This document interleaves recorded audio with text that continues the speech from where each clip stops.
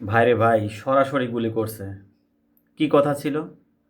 কথা ছিল যে তারা কেন্দ্রীয় শহীদ মিনার থেকে একটি ভুখা মিছিল বের করবে যমুনার উদ্দেশ্যে।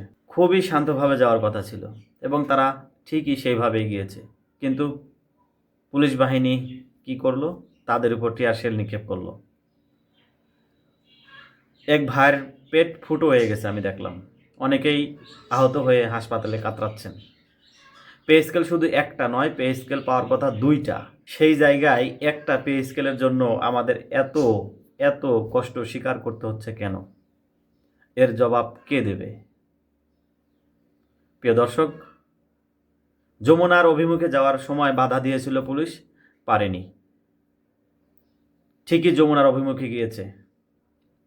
যাই হোক, চলুন আমরা একটু দেখে আসি ভিডিও ফুটেজগুলো।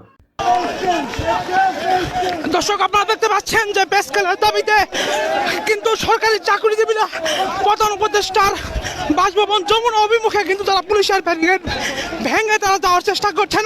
ইতিমধ্যেই তারা হোটেল ইন্টারকন্টিনেন্টাল মোড়ের সামনের ব্যারিকেডটি ভেঙে তারা যমুনার সামনে কিন্তু চলে এসেছেন এবং আপনারা দেখতে পাচ্ছেন যে প্রধান উপদেষ্টার বাসভবনের সামনে আরও একটি ব্যারিকেড, সেটিও ভাঙার চেষ্টা করছেন।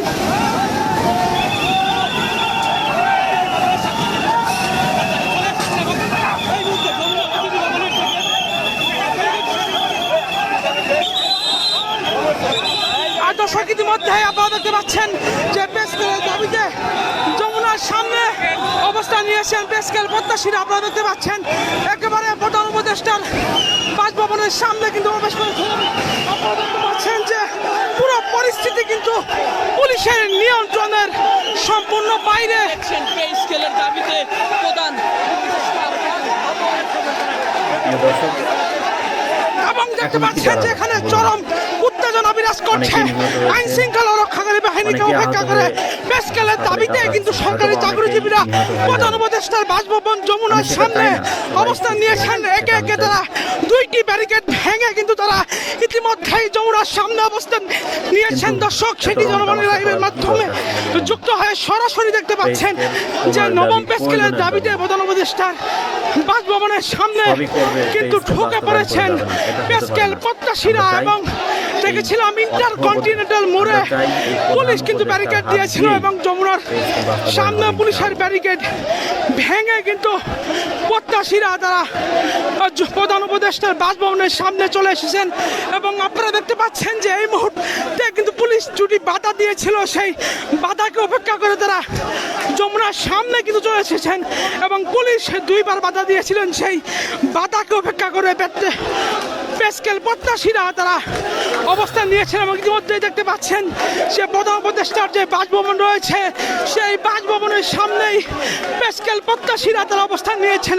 এবং এখানে আমরা দেখতে পাচ্ছি যে প্রধান উপদেষ্টার বাসভবনের দায়িত্বে যেসব নিরাপত্তা বাহিনী রয়েছেন তারা কিন্তু কঠোর অবস্থানে রয়েছেন। এবং আপনারা দেখতে পাচ্ছেন যে একেবারে যমুনার সামনে কিন্তু পে স্কেল প্রত্যাশীরা অবস্থান নিয়েছেন এবং এখানে কঠোর অবস্থানে রয়েছেন আইন শৃঙ্খলা রক্ষাকারী বাহিনী।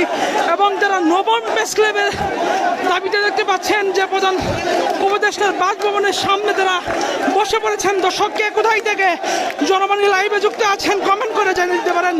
দর্শক, তারা কিন্তু কেন্দ্রীয় শহীদ মিনারে সকালে সমবেত হয়েছিলেন, পরবর্তীতে কিন্তু তারা যমুনা অভিমুখে তারা কর্মসূচি ঘোষণা করেছিলেন। তারই অংশ হিসাবে আমরা দেখেছি যে তারা গেট ভেঙে প্রধান উপদেষ্টার বাসভবনের সামনে তারা অবস্থান নিয়েছেন এবং তারা কিন্তু ঘোষণা দিচ্ছেন। দর্শক, সেটি জনবাণী লাইভের মাধ্যমে যুক্ত হয়ে দেখানোর চেষ্টা করছিলাম। নবম পে স্কেল বাস্তবায়নের দাবিতে দীর্ঘদিন ধরে আন্দোলন করছিলেন সরকারি চাকরিজীবীরা। সেই পে স্কেলের দাবিতে আজকে তারা যমুনার সামনে অবস্থান নিয়েছেন। আমরা দেখেছি পুলিশ তাদেরকে বাধা দেওয়ার চেষ্টা করেছে এবং সেই বাধাকে উপেক্ষা করে কিন্তু পে স্কেল প্রত্যাশীরা প্রধান উপদেষ্টার বাসভবন যমুনার সামনে অবস্থান নিয়েছেন।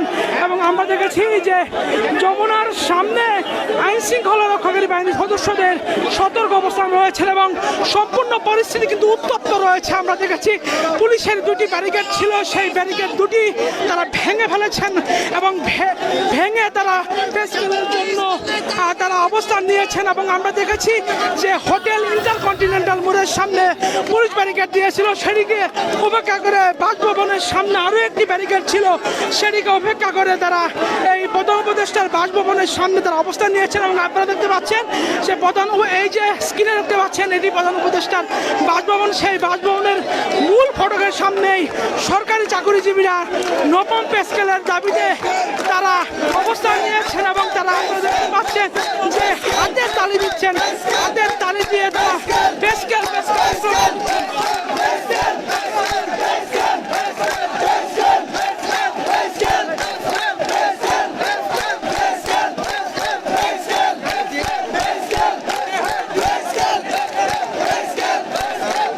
দর্শক, এখন কি দাঁড়ালো বলুন? অনেকেই নিহত হয়েছে, অনেকেই আহত হয়ে হাসপাতালে কাতরাচ্ছে, হয়তো বা অনেকেই নিহত হয়ে যাবে। আমি সেটা চাই না, সবাই সেটা আমি চাই।